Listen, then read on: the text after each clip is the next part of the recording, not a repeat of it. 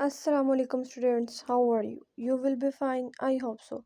So today we'll discuss how to attempt the paper and how to enhance your presentation. So let's begin without any further delay. Attempting the question, attempt the easiest one and so on. सबसे पहले आपने आसान तरीन सवाल को solve करना है जो आपको आता है वो आपने प्रेफर करना है उसको आप टॉप पे करें देन आप प्रोसीड करें next use assumptions if question is found to be confused points की और हेडिंग्स की फॉर्म में लिखें अगर आपको कोई रिकॉल नहीं हो रहा रिमेंबर नहीं हो रहा कोई क्वेश्चन नहीं आ रहा आप कंफ्यूज हैं रीड करें अपने जो है क्वेश्चन को ताकि आप समझ सकें उसके कंसेप्ट को और उसके अकॉर्डिंग लिख सकें draw mental tree for logic answer in case आपको कोई क्वेश्चन का आंसर नहीं आ रहा रैंडम इंफॉर्मेशन समझ नहीं आ रही आप क्वेश्चन को रीड करें उसकी लॉजिक बिल्ड करें और आंसर लिख दें बजाय कि आप क्वेश्चन ही छोड़ रहे हैं totally at least write headings and subheadings of the answer if detail are not recall at first glance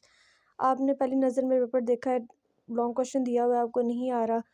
आपने उसको छोड़ के नहीं आना आपने हेडिंग्स बनानी है जब आप हेडिंग्स बनाएंगे तो एक हेडिंग में से ही दूसरी हेडिंग का आपको टॉपिक मिल जाएगा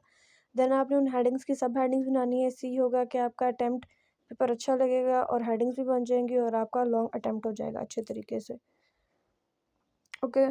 देन सेकंड पॉइंट हमारे पास है इन्हांस आवर प्रेजेंटेशन हम अपनी प्रेजेंटेशन को इन्हांस कैसे कर सकते हैं इंक्रीज़ कैसे कर सकते हैं खूबसूरत कैसे बना सकते हैं सो राइट लेजिबली अपनी जो राइटिंग है उसको विजिबल बनाना है अच्छा बनाना है खूबसूरत बनाना है ताकि एग्जामिनर को समझने में आसानी वो पढ़ सके उसे अगर आपने कंसेप्ट सही लिखा है आंसर बिल्कुल एग्जैक्ट लिखा है और आपकी राइटिंग विजिबल नहीं है एग्जामिनर को समझ नहीं आ रहा तो आपको मार्क्स डिटेक्ट करेगा वो आपको मार्क्स नहीं देगा logical flow order and facts and figure आपने सीक्वेंस को फॉलो करना है इन केस आपके पास काउंटिंग आई है तो आपने 2 7 8 9 10 नहीं लिखना है सीक्वेंस और ऑर्डर को फॉलो करते हुए 1 2 3 4 5 लिखना है ठीक है फैक्ट्स ये है कि 70% वाटर हर्ट्स पे पाया जाता है तो आपने 60% नहीं लिख देना कि मेरा कंसेप्ट ये है अंडरस्टूड फैक्ट्स और फिगर्स को अपने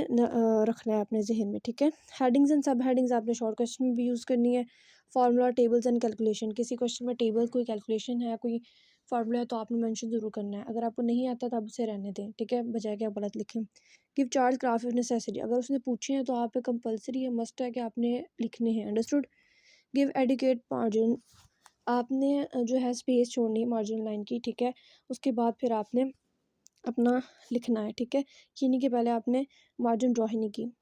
देन हमारे पास जो थर्ड पॉइंट है वो जो टॉप मोस्ट इंपॉर्टेंट पॉइंट है review your script before handing it over to the invigilator